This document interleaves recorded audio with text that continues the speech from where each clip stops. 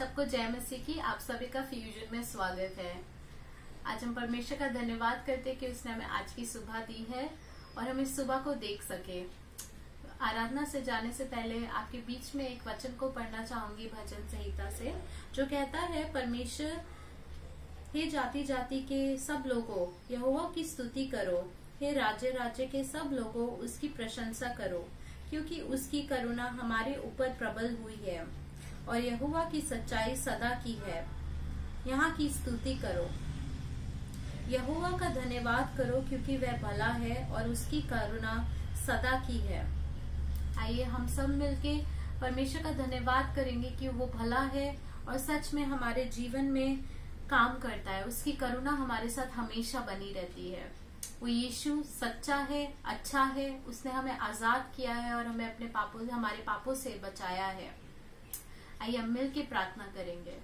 धन्यवाद यीशु आज के दिन के लिए पिता, आज का धन्यवाद करते पिता परमेश्वर, क्योंकि आपने हमारे जीवन में भलाई को दिखाया है पिता। अपनी करुणा और अपने अनुग्रह से हमें भरा है पिता परमेश्वर। आज जब हम अपने जीवनों को देखते हैं पिता परमेश्वर, तो हम जानते कि निरंतर आप हमारे साथ हमेशा बने रहे और आगे भी बने रहेंगे पिता। आप हमें हर दिन एक नया दिन दिखाते हैं पिता। आज जब हम आराधना को करते परमेश्वर, हम उन बातों को याद करें जब जब आप हमारे साथ थे पिता, क्योंकि आप अच्छे हैं पिता परमेश्वर। आप आजादी के परमेश्वर है यीशु। आपका धन्यवाद हो। इस आराधना पे अपना नियंत्रण लीजिए यीशु मसीह। ये प्रार्थना हम प्रभु यीशु मसीह के नाम से मांगते हैं, आमीन।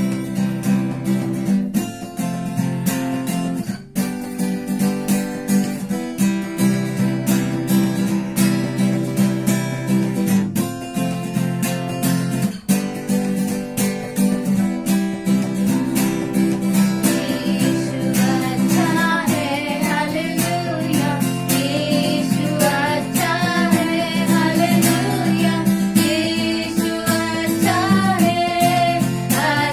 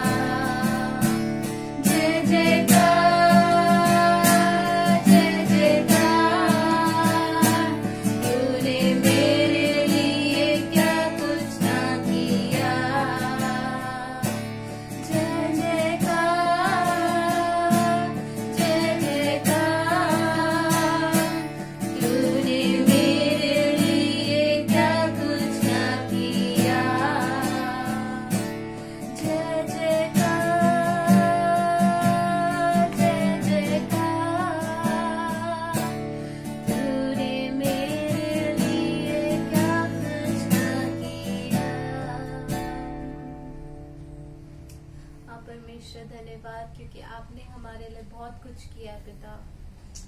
यीशु, आपने अपना जीवन हमारे लिए दिया पिता। धन्यवाद करते परमेश्वर। आज हम मांगते पिता परमेश्वर, जैसा कि वचन में लिखा है, जैसे हिरनी पानी के लिए हाफती है वैसे ही हम तेरी खोज में हाफे पिता परमेश्वर। परमेश्वर, हम प्रार्थना करते हैं कि हम आपको खोजे पिता परमेश्वर, आपको जाने पिता परमेश्वर अपनी जिंदगी में। आपकी भूख हमारे जीवन में आने वाली बने पिता, क्योंकि आप सबसे बढ़कर है पिता। आप हमसे प्रेम करते पिता परमेश्वर, हमारी परवाह करते पिता परमेश्वर। आपका कोटि कोटि धन्यवाद हो मेरे पिता। आज जो भी इस आराधना के बीच में है, आइए हम सब मिलके उस परमेश्वर का धन्यवाद करेंगे और उस हृदय को मांगे ताकि हम परमेश्वर को जान सकें। आज से हम अपने जीवन को उसे दें, क्योंकि वो हर दिन हमारी रक्षा करता है, हर दिन हमारे साथ साथ चलता है, हर दिन हमें एक नया जीवन देता है। जब हम नीचे गिर जाते हैं और उठ नहीं पाते, लेकिन आप यीशु मसीह हमारे पीछे पीछे चलते हैं। आइए हम अपने मनों को आज बोले एक बारी फिर कि परमेश्वर हमारे साथ है। उसने हमें अपनी गवाही बनाया है, उसने हमें शक्ति दी है, उस चीज का धन्यवाद करें। यीशु, हम आपका धन्यवाद करते हैं।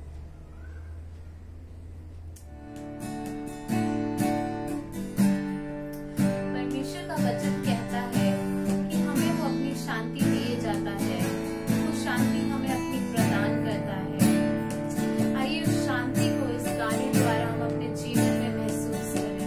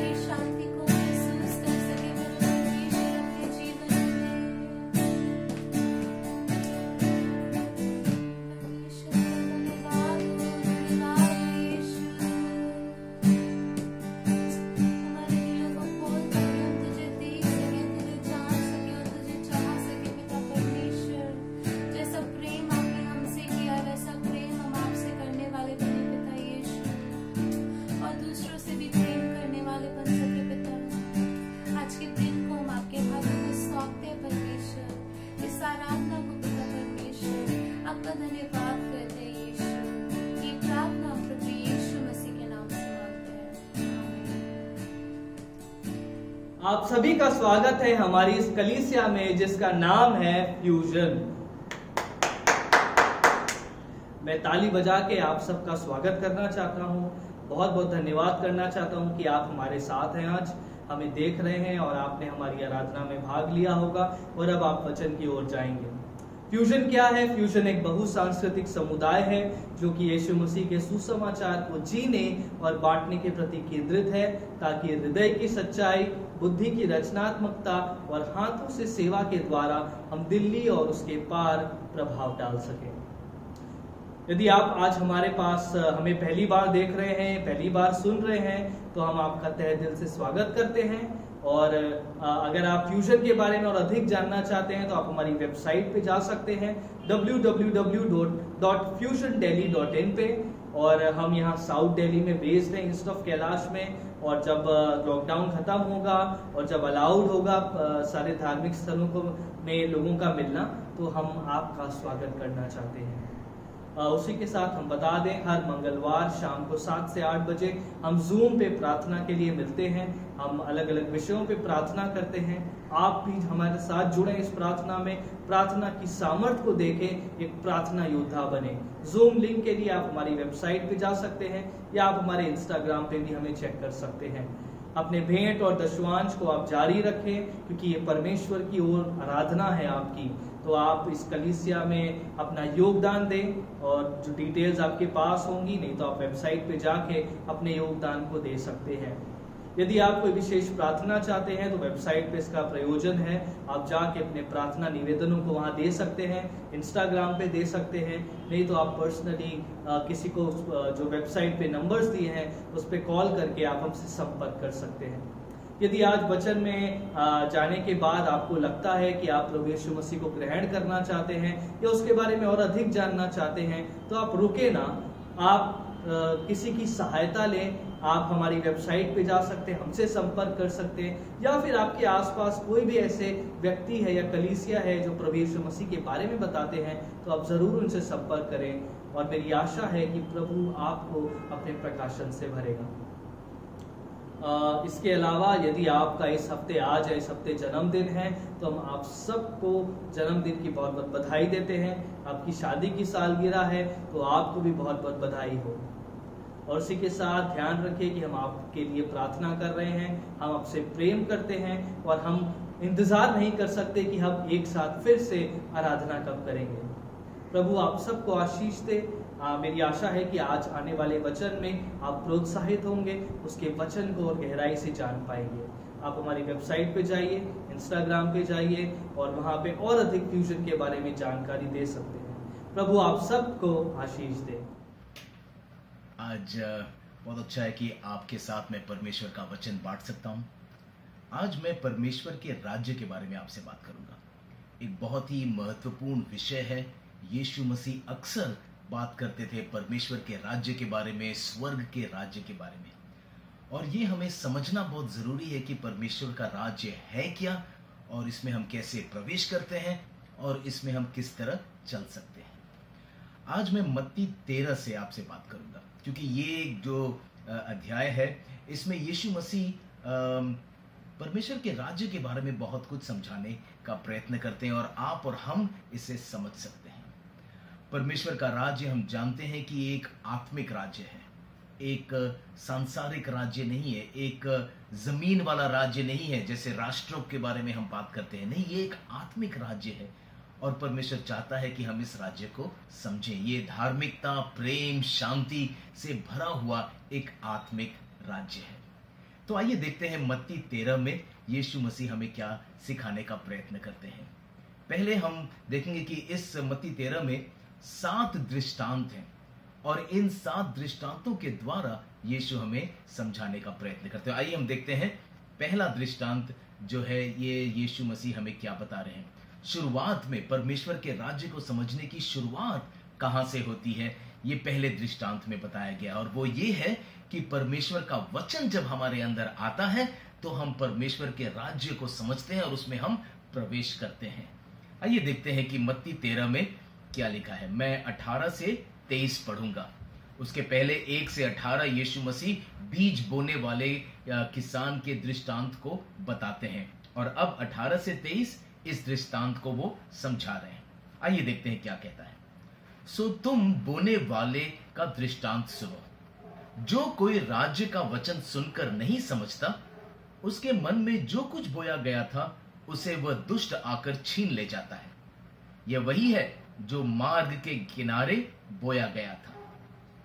और जो पथरीली भूमि पर बोया गया, यह वह है जो वचन सुनकर तुरंत आनंद से के साथ मान लेता है, पर अपने में जड़ न रखने के कारण वो थोड़ी ही दिन का है, और जब वचन के कारण क्लेश या उपद्रव होता है तो तुरंत ठोकर खाता है। जो झाड़ियों में बोया गया, वह यह है जो वचन को सुनता है, पर इस संसार की चिंता और धन का धोखा वचन को दबाता है और वह फल नहीं लाता। जो अच्छी भूमि में बोया गया, यह वह है जो वचन को सुनकर समझता है और फल लाता है, कोई 100 गुना, कोई 60 गुना, तो कोई 30 गुना। क्या कह रहा है? कह रहा है परमेश्वर के राज्य की शुरुआत इस बात से होती है कि हम किस तरह परमेश्वर के वचन को अपने हृदय में स्वीकार करते हैं। अगर हम स्वीकार नहीं करते तो शैतान उस बीज को उठा लेता है। अगर हम पथरीली जमीन जैसा अगर हमारा हृदय है तो वो ज्यादा दिन नहीं टलता।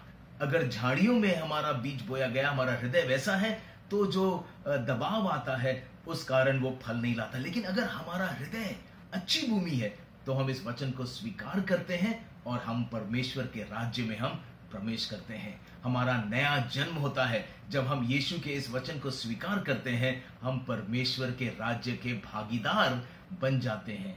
और ये यीशु मसीह चाहता है कि हम समझें।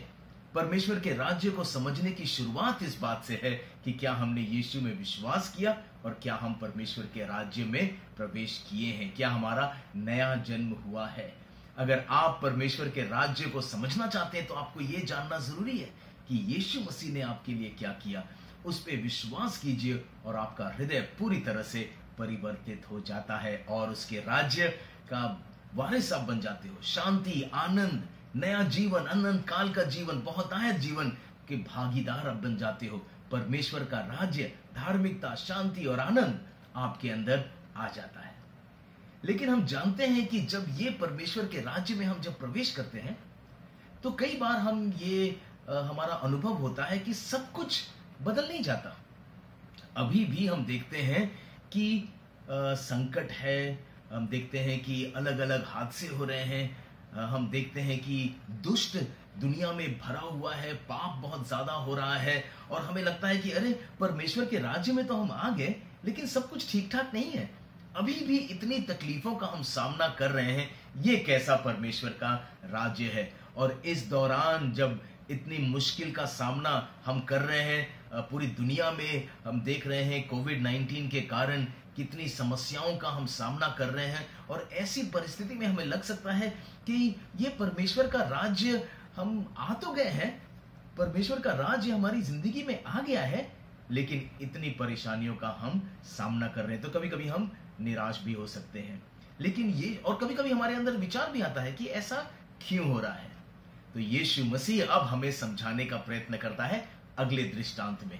तो आइए देखते हैं दूसरा दृष्टांत क्या है। ये है मत्ती 13 और 24 से 30 में आपके लिए पढ़ूंगा। आइए इसे हम सुनते हैं। उसने उन्हें एक और दृष्टांत दिया कि स्वर्ग का राज्य उस मनुष्य के समान है जिसने अपने खेत में अच्छा बीज बोया। पर जब लोग सो रहे थे तो उसका बैरी आकर गेहूं के बीच जंगली बीज बोकर चला गया। जब अंकुर निकले और बालें लगी तो जंगली जाने भी दिखाई दिए। इस पर गृहस्थ के दासों ने आकर उससे कहा, हे स्वामी, क्या तूने अपने खेत में अच्छा बीज न बोया था? फिर जंगली दाने के पौधे उसमें कहां से आए? उसने उनसे कहा, यह किसी बैरी का काम है। दासों ने उससे कहा, क्या तेरी इच्छा है कि हम जाकर उनको बटोर लें? उसने कहा, ऐसा नहीं, न हो कि जंगली दाने के पौधे बटोरते हुए उनके साथ गेहूं भी उखाड़ लो। कटनी तक दोनों को एक साथ बढ़ने दो, और कटनी के समय मैं काटने वालों से कहूंगा, पहले जंगली दाने के पौधे बटोर कर जलाने के लिए उनमें गट्ठे बांध लो, और गेहूं को मेरे खत्ते में इकट्ठा करो। क्या कह रहा है यीशु मसीह यहां पे? कह रहा है कि दुष्ट और भलाई दोनों साथ साथ रहेंगे। यहां पे कह रहा है कि हां, गेहूं है, लेकिन शैतान है जो गेहूं के बीच में जंगली बीज डाल देता है, और वो जंगली झाड़ भी उगने लगते हैं। और फिर ये कहते हैं, ठीक है, क्या हम तुरंत इसका खत्म कर दें? क्या हम जंगली को अलग कर दें? और यीशु मसीह कहता है, नहीं नहीं, दोनों को साथ ही रहने दो, दोनों को साथ ही उगने दो। तो क्या यीशु कह रहा है? परमेश्वर का राज्य तो आ गया है, लेकिन संपूर्ण तरीके से नहीं आया। परमेश्वर का राज्य आया है, लेकिन शैतान का कार्य भी इसी समान अभी इसी समय हो भी रहा है। तो यीशु कह रहा है, हैरान मत हो। आज परमेश्वर आपसे कहना चाहता है, हैरान मत हो अगर तुम दुष्टता को अपने अगल बगल में देखते हो। यीशु कह रहा है, ये दोनों साथ में रहेंगे, धीरज रखो, एक दिन आएगा, तब तक ये साथ उगेंगे। कभी कभी आपके अंदर विचार नहीं आता कि इतनी दुष्टता क्यों है? परमेश्वर, क्यों ना तू दुष्टता को ले ही जा, क्यों ना एक ऐसा जगह बना दे जहां हम सब साथ में रहेंगे, पवित्रता में रहेंगे, और कोई दुष्टता हमारे बगल में ही ना रहे। कई बार हम ऐसा सोचते हैं, लेकिन यीशु मसीह कह रहा है, ना ना, तुम दुनिया में हो, दुनिया के नहीं। इस दुनिया में तुम्हें अभी रहना है, दुष्टता के बीच में, इसलिए हैरान मत हो। दुनिया में बीमारी है, कष्ट है, शैतानी कार्य है, लेकिन इसके बीच में परमेश्वर ये चाहता है कि आप और हम अच्छे गेहूं के समान इस दुनिया में बने रहें, मजबूती से खड़े रहें। इस दुनिया में यीशु चाहता है कि हम परमेश्वर के राज्य के लोग हैं, और इस आत्मिक राज्य में हम मजबूती से खड़े रहें। लेकिन जब इस तरह के दृष्टांत को हम सुनते हैं तो हमें लगता है, निराश हो सकते हैं। हमें तो लगा था कि सब कुछ अच्छा हो जाएगा, सब कुछ नया हो जाएगा, सब जगह शांति रहेगी, लेकिन हम देखते हैं कि सब जगह शांति नहीं है। हकीकत तो यह है कि यीशु मसीह में विश्वास करने के बाद कई बार हम और भी मुश्किलों का सामना करते हैं, और हम हैरान हो जाते हैं कि ये क्यों हो रहा है। लोग हमारा विरोध करने लगते हैं, हमें लगता है कि ऐसा क्यों हो रहा है। तो यीशु कहता है, घबराओ मत, और यीशु कहता है, हैरान मत हो, क्योंकि ये साथ में रहेंगे। लेकिन इसके साथ साथ यीशु मसीह हमें एनकरेज भी करना चाहता है, और अगले दृष्टांत में हमें यीशु मसीह एनकरेज कर रहा है।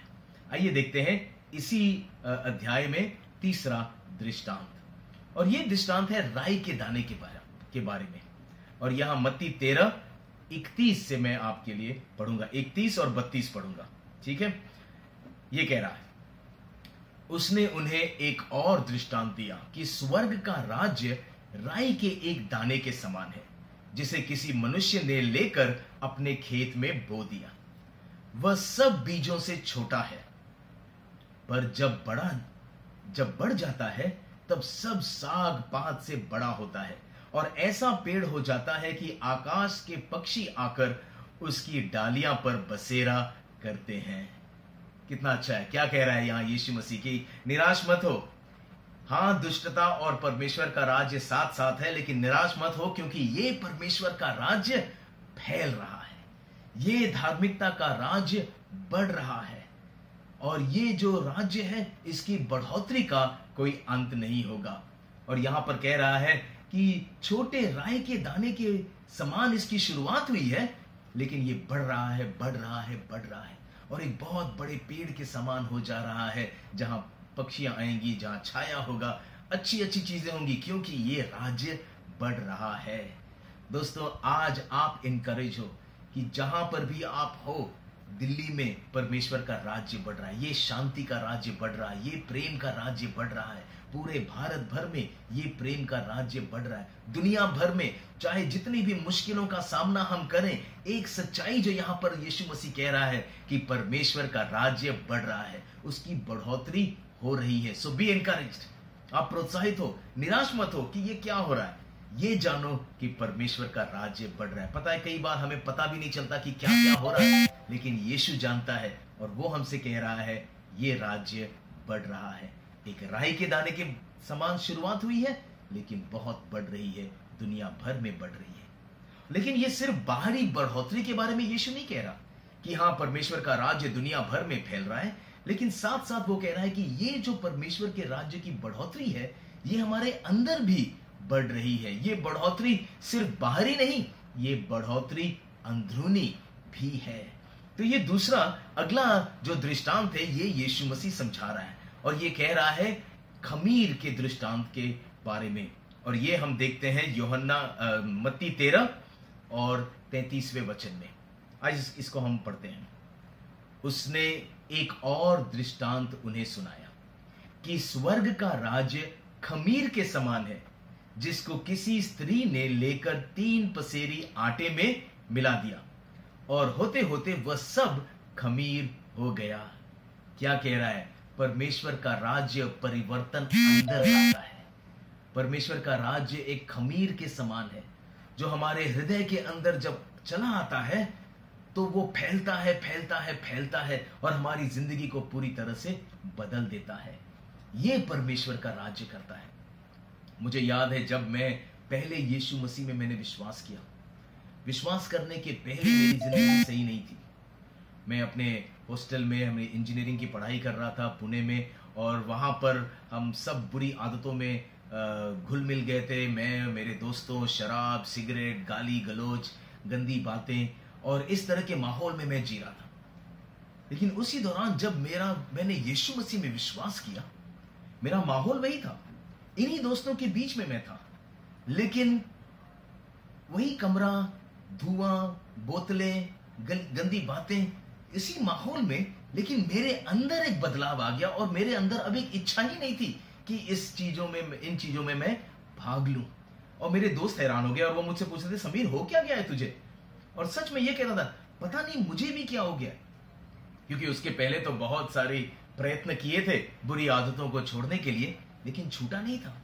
लेकिन अब अंदर एक कार्य परमेश्वर ने किया और मेरी इच्छा बदल गई, मेरी भाषा बदल गई। अब लोगों से प्रेम करने लग गया मैं। ये क्या हुआ? ये परमेश्वर ने अपना कार्य मेरे हृदय में करने लगा।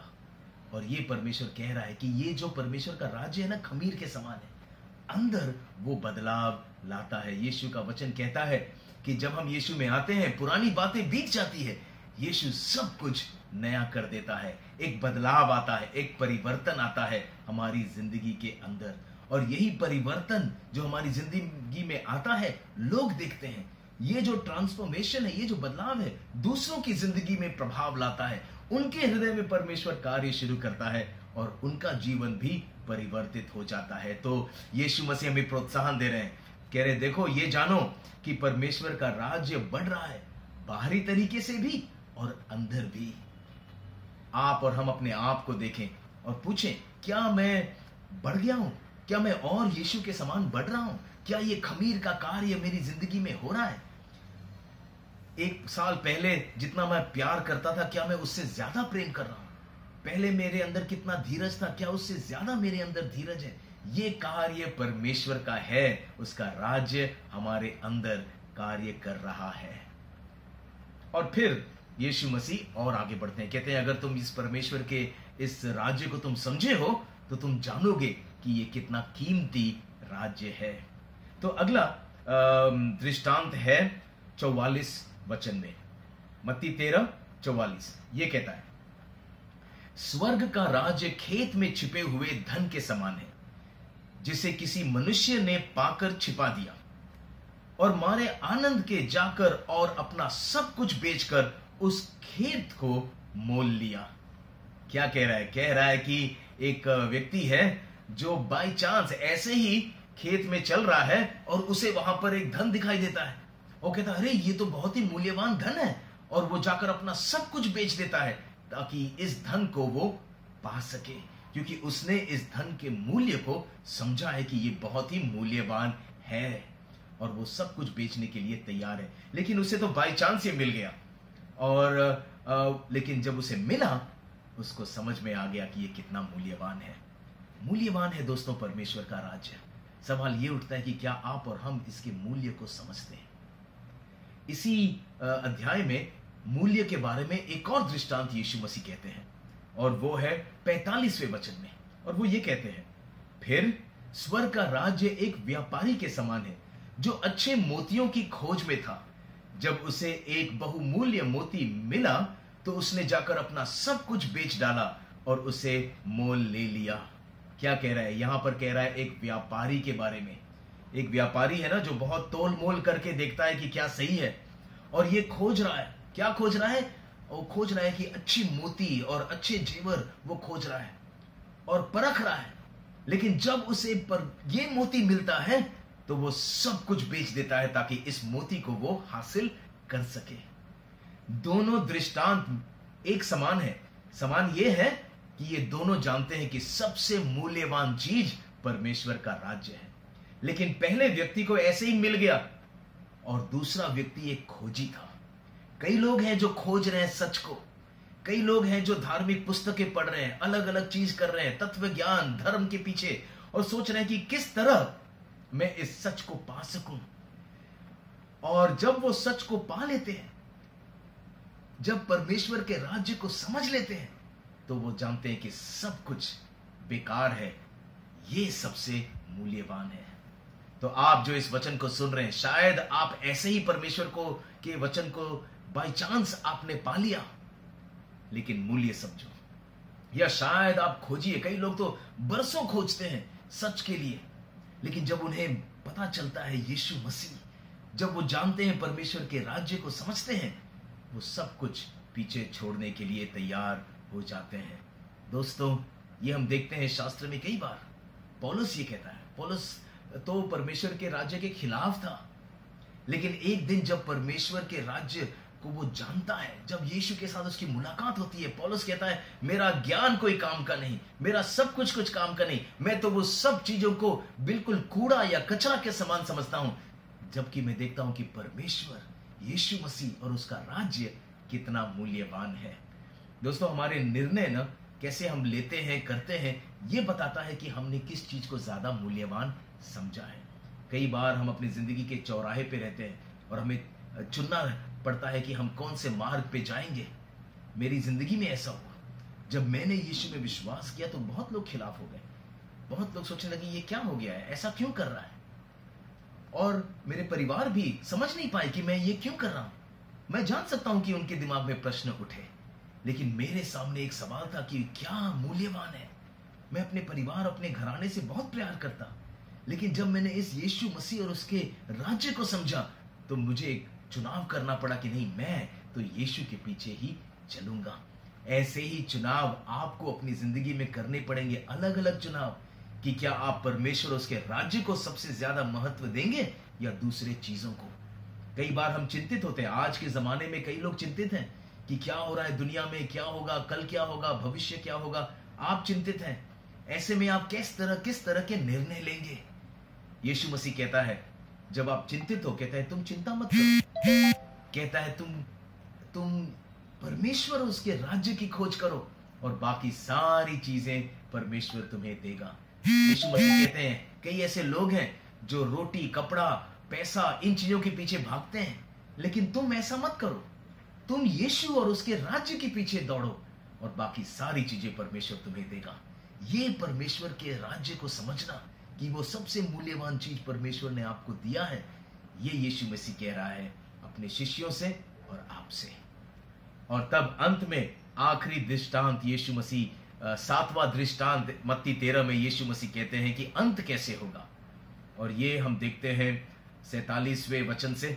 वो कह रहा है फिर स्वर्ग का राज्य उस बड़े जाल के समान है जो समुद्र में डाला गया और हर प्रकार की मछलियों को समेट लाया, और जब भर गया तो उसको किनारे पर खींच लाए और बैठकर अच्छी अच्छी तो बर्तनों में इकट्ठा किया और निकम्मी निकम्मी फेंक दी। जगत के अंत में ऐसा ही होगा। स्वर्गदूत आकर दुष्टों को धर्मियों से अलग करेंगे और उन्हें आग के कुंड में डालेंगे, वहां रोना और दांत पीसना होगा। अंत में यीशु मसीह कह रहे हैं कि परमेश्वर का राज्य का अंत में ये होगा। क्या? यीशु मसीह फिर से आएंगे, न्याय होगा उस दिन। न्याय होगा कि कौन है जो परमेश्वर के राज्य के भाग है और कौन है जो परमेश्वर का राज्य का भाग नहीं है। और जो बुरे हैं उसे छांट दिए जाएंगे। जो भले हैं वो परमेश्वर के राज्य में हमेशा के लिए रहेंगे। तो ये कह रहा है कि परमेश्वर का राज्य अब पूरी तरह से नहीं आया, लेकिन तब जब यीशु मसीह आएंगे तो संपूर्ण तरीके से हम परमेश्वर के राज्य को समझ लेंगे और संपूर्ण तरीके से परमेश्वर के राज्य के भागीदारी होंगे। और वो परमेश्वर का राज्य ऐसा होगा जहां ना झुर्री होगी, ना कलंक होगा, ना बीमारी होगी, ना दुष्टता होगी, सिर्फ पवित्रता होगी, सिर्फ शांति, सिर्फ आनंद, और हम परमेश्वर की उपस्थिति में हमेशा हमेशा के लिए रहेंगे। यीशु कह रहा है वो समय होगा जब परमेश्वर का राज्य संपूर्ण तरीके से आप अनुभव कर सकोगे। न्याय होगा दोस्तों, इसलिए परमेश्वर चाहता है कि आप उसके राज्य में बने रहें, चाहता है कि आप उसके राज्य के अनुसार चलें। एक उदाहरण के तौर में आपको बताता हूं। समझिए कि आज के पास आपके पास सिर्फ ये एक रात है जहां आप एक बहुत ही गंदे महकते हुए कमरे में हैं। बहुत ही गंदा छोटा सा कमरा है और आपको बिल्कुल पसंद नहीं, आप घुट रहे हैं, आपको लगता है कि मैं कब इसमें से निकलूं। और लेकिन आपको पता है कि कल सुबह आप एक आलीशान महल में जाएंगे, कल सुबह एक बहुत ही सुंदर जगह पे आप जाएंगे जहां सब कुछ सुगंध होगा, सब कुछ अच्छा होगा, शांति रहेगा उस बड़े महल में। तो फिर आप आज का रात सह लोगे, आप आज की रात को आप जी लोगे, क्योंकि आप ये सोचोगे कि कल सुबह मैं एक बहुत अच्छे जगह पे जा रहा हूं। दोस्तों उसी समान ये 70 साल, 80 साल, 100 साल, जितने भी साल आप जिए, आप ये 70 साल आपके जो हैं वो उस एक रात के बराबर है। उसके बाद हम जाने अनंत काल के लिए हम एक आलीशान और एक बहुत ही अच्छे जगह में परमेश्वर के साथ बिताएंगे। और यीशु मसीह ने कहा मैं जा रहा हूं तुम्हारे लिए एक जगह तैयार करने के लिए। दोस्तों तब हम परमेश्वर के राज्य को संपूर्ण तरीके से उसका आनंद लेंगे। तब तक बुराई और भलाई साथ में रहेगी, तब तक हम सह लेंगे, तब तक हम परमेश्वर के राज्य को बढ़ाएंगे, तब तक हमारे अंदर परमेश्वर का राज्य बढ़ता जाएगा ताकि हम और भी यीशु के समान बनते जाएं। लेकिन हम इंतजार कर रहे हैं, हम अपेक्षा कर रहे हैं कि उस दिन जब हम यीशु के साथ हमेशा के लिए रहेंगे। परमेश्वर का राज्य आया है लेकिन अब तक पूरी तरह से नहीं आया, लेकिन एक दिन आएगा और उस दिन का हमें इंतजार है। यही आज मैं आपसे बांटना चाहता हूं। मैं आप प्रार्थना करूंगा कि परमेश्वर का ये वचन आपके हृदय में बस जाए। आइए प्रार्थना करें। यीशु मसीह हम धन्यवाद देते हैं कि हम जिसने विश्वास किया है हमारे अंदर परमेश्वर का राज्य आ गया और हम इस राज्य में प्रवेश किए हैं। आज मेरी प्रार्थना है उन लोगों के लिए जिन्होंने यीशु तुझ में अब तक विश्वास नहीं किया। आज मैं मांगता हूं कि ये वचन उनके हृदय को छुएगा प्रभु, और ये तुझ में विश्वास करेंगे और तेरे राज्य के भागीदार बन जाएंगे। यीशु मेरी ये भी प्रार्थना है तेरे नाम से कि हर एक को तू आशीषित करेगा। हम मांगते हैं जो मुश्किल परिस्थिति का सामना कर रहे हैं ये सह लेंगे, मजबूत खड़े रहेंगे, निराश नहीं होंगे, बल्कि प्रभु तू इन्हें प्रोत्साहित करेगा ताकि ये तेरे राज्य में बढ़ते जाएं और तेरे राज्य को बढ़ाते भी जाएं। यीशु मसीह ये मेरी प्रार्थना है। और हम मांगते हैं कि सब तैयार रहेंगे उस दिन के लिए, एक दूसरे को प्रोत्साहित भी करेंगे इन वचनों से कि यीशु मसीह आएगा और हमेशा के लिए हम अनंत काल का जीवन उसके साथ जिएंगे। हर एक को तू आशीष दे यीशु, हम तेरे नाम से मांगते हैं, आमेन आमेन। परमेश्वर की आशीष आप सबके ऊपर बनी रहे।